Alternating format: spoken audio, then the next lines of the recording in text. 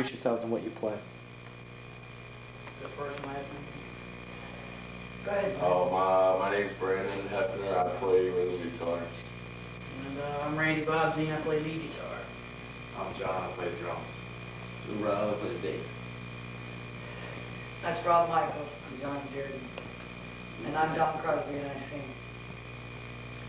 Don, how did you first get into singing? That's one of those questions. I just started singing in the Philippines when I was like 14. And I liked it. And so when I got back home, I started studying voice and got a band again. When I got home to San Diego, back in the States, when I was 15.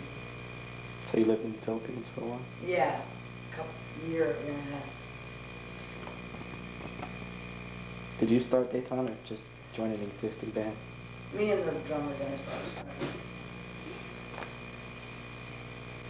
Why did you change the name? Because some other band found out Warner Brothers was looking for Daytona. They sent a tape in there. It was Daytona. Warner Brothers didn't even listen to the tape. They called them up and said, "Oh, where are you?"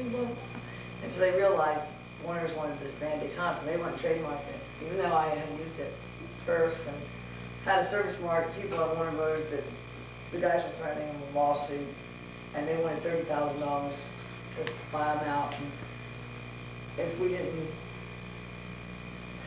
they were going to sue. The Warners didn't want to risk it. They said, the bigger you are, the bigger the target you are.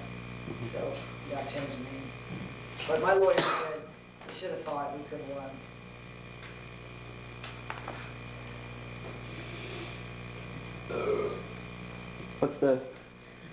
What's on the cover Within the Veil?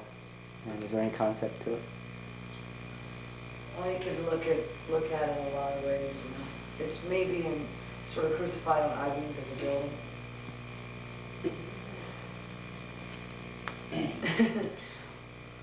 It's just like someone in a cocoon to me. They're within the veil. They can't. They're not on either side. They're kind of smothered by it. And what about that picture of you on the back, covered in dirt? That's the bulldozer. In a bulldozer. Yeah. And there's dirt in there. Yeah. Okay. And I'm naked, covered in dirt. Actually, I had a bathing suit on, but you can't see. It was in this terrible place in Long Beach, too. Oh, man, I want to get it. On that album, you got a lot of vocals on top of vocals and a lot of stuff in the background. How much of that is pre-arranged before you go in the studio? Some of it just happens. And then when I mixed down, I went back through all the tracks and found out the best ones and logged them, you know, the lyric sheet and everything, so it was kind of, they were there, but I didn't really utilize or know too much till I was doing the mixing. We mixed with a different guy, and it was really fun to work with him, Andy Wallace. They let me go into the studio by myself and pick out the vocals and mark it, and then go into the other mix down and really do it on the SSL.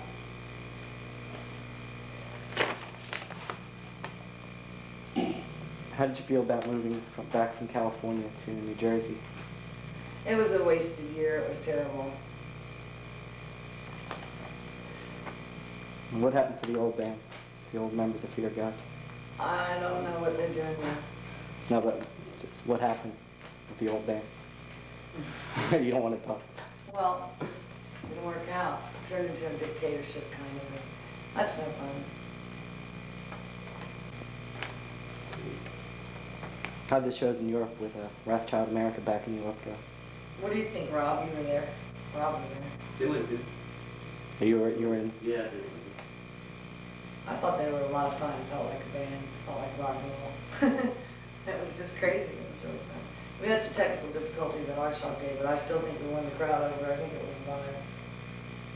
You'll have to hear the tape right now. And why did you decide to move to Maryland? Well, my dad had a house here where I could live. He was in Florida, and that helps a lot, you know. And I just wanted to be around people that weren't all flakes and crazy like LA. Mostly for Rob. Moved back, you know, because I knew Rob and wanted to get things going. Crazy flake. Yeah, he's very much like that. But he's a good kind of crazy flake, you know. In LA, there's just so many people just out for themselves, and they're just, you know. It's weird. LA's weird. Don, what are those 3 songs on the demo? What are they about? Beyond the Veil is kind of just, I don't know what it's about really. It's another place, you know, and you're not within the veil, when you're kind of going beyond it. It could be a bad place, it could be good. You know, I don't really know. It's up to the individual.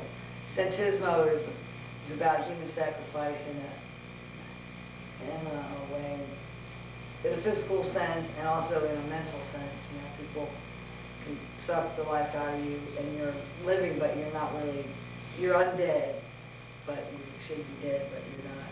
You know, you're still alive, but you're not alive. You know what I'm saying? You're not living, kind of undead, just waiting. You should just be dead. You know, mental sacrifice, or spiritual, you can look at. And what about Will of Evil? That's just what overriding presence I feel is just happening. You know, it talks about strippers talk instead of whores without a chance. First verse is kind of about just how the criminal system is getting, or if you snitch on people, you can get free if you give up 3 other people, or, you know, it's just, and man-made diseases. It's just a force I just feel, you know. And I also spent a night in jail the very first time I was in Baltimore, and that helped a lot, like with the feed the monkeys and the feed on the junkies part, you know. Because the lady was asking the other women that were in their cells, not me. They didn't care about me. I was just a drunk, you know, just sitting in there and let me calm down and everything. But they were interviewing these other girls that were picked up for prostitution, and they'd ask them when was the last time they fixed and what they fixed. And it was pretty interesting. This lady on a chair, she'd wheel up to their door, talk to them through the soul. And it was all echoey, and it was really cool. It was sad, but it was cool. It was interesting, you know. Just another perspective on life, you know. 4 stories underground. How many other songs do you guys have? What do we got, 10 about altogether? About 10. 10 million. Would you say the demo is a good representation of the other 7? Better now, man. Yeah. A lot better now. I can't wait to get the new ones recorded so you can hear them properly, you know. A lot more energy now. So those are heavier, faster. More complex, too. Interesting. What are the titles of some of the other songs, and what are they about? Well, there's UV, Feed Time. They're just about, I don't really like to say, because I'd rather people interpret it the way they want to. Because it's kind of ambiguous, it's art, you know, it's not, I don't like to preach too much. I just reflect, I just absorb things and spit them out a different way. And I don't like to preach. I can't stand bands that preach a message in every fucking song. You know, they're trying to save your souls. I mean, who cares? I'm not trying to save anybody's soul, man. And so I don't want to preach. So I don't really like to say what they're about. I like people that hear them and go, whoa, you know, that's what I think it is. I mean, I get totally different reactions from people. Completely different. And that means I think that I'm doing the right job. When you get different people that say, oh, it means this, or this is what I thought you were talking about, and it's nothing like what I was thinking. That I like that when that happens. Do you have any particular inspirations about how you write things, or just varies? Just experience, living day to day, you know, feeling the vibe out there, and what it does to you. And you were telling me before you play guitar.